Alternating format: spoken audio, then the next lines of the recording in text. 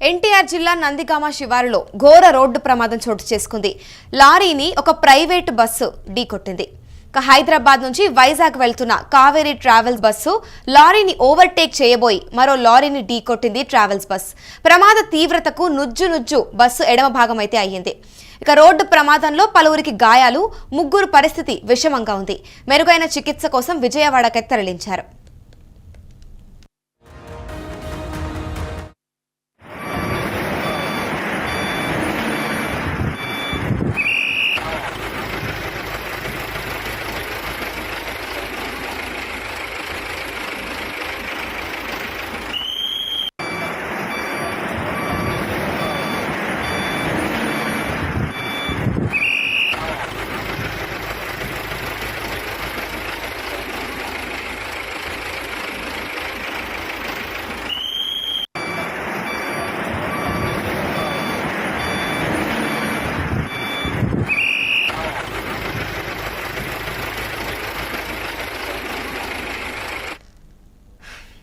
ఒకసారి విజువల్స్ చూసినట్లయితే గనక అక్కడ కావేరీ ట్రావెల్స్ బస్సు లారీని ఢీకొట్టడం వలన ఎడమ వైపు బస్సు మొత్తం కూడా నుజ్జు అయిపోయింది. ఇక ఇందులో వచ్చేసి దగ్గర ముగ్గురి పరిస్థితి అయితే చాలా విషమంగా ఉంది. మరి పలువురికి గాయాలు కూడా అయినట్లయితే తెలుస్తోంది. ఇక వీరికి మెరుగైన చికిత్స కోసం కూడా విజయవాడకి తరలించినట్టు తెలుస్తోంది. ఒక్కసారి డీటెయిల్స్ చూసినట్లయితే విజయవాడ హైదరాబాద్ హైవే మరో ప్రైవేటు బస్సు అయితే బీభత్సం సృష్టించింది. లారీని ఓవర్టేక్ చేసే క్రమంలో మరో లారీని ఢీకొనడం పెను ప్రమాదం చోటు చేసుకుంది.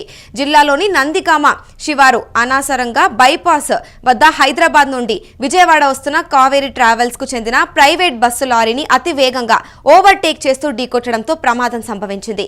ఈ ప్రమాదంలో ముగ్గురికి తీవ్ర గాయాలు కాగా మరికొంతమందికి స్వల్ప గాయాలతో బయటపడ్డారు. బస్సులో మొత్తం 35 మంది ప్రయాణికులు ప్రయాణిస్తూ ఉండగా సోమవారం అర్ధరాత్రి చోటు చేసుకున్న ఈ ప్రమాదంతో ప్రయాణికులందరూ కూడా ఒక్కసారిగా ఉలిక్కిపడ్డారు. గాఢ నిద్రలో ఉన్న సమయంలో చోటు చేసుకున్న ఈ ప్రమాదంతో ప్రయాణికులు అందరూ కూడా షాక్ కు గురయ్యారు. ఈ ప్రమాదంలో ఎవ్వరికీ కూడా ఎటువంటి ప్రాణహాని లేకపోవడంతో అందరూ ఊపిరి పీల్చుకున్నారు. ప్రమాదం జరిగిన వెంటనే కూడా స్పందించిన హైవే మొబైల్ టీం సంఘటన స్థలానికి చేరుకొని సహాయక చర్యలు ముమ్మరం చేశారు.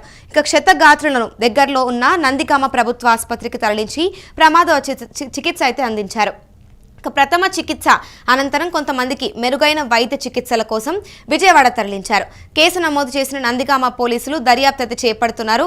ఇక ఒక్కసారి చూసుకున్నట్లయితే వరుసగా ఈ మధ్య రాజస్థాన్ అయి ఉండొచ్చు, కర్నూలు మరియు షెవేల దగ్గర జరిగిన బస్సు ప్రమాదాల తర్వాత కూడా మళ్ళీ కావేరీ ట్రావెల్స్ బస్సు ప్రమాదం చోటు చేసుకోవడం అయితే ఇప్పుడు ప్రజల్లో ఒక భయాందోళనకైతే వ్యక్తం చేస్తోంది.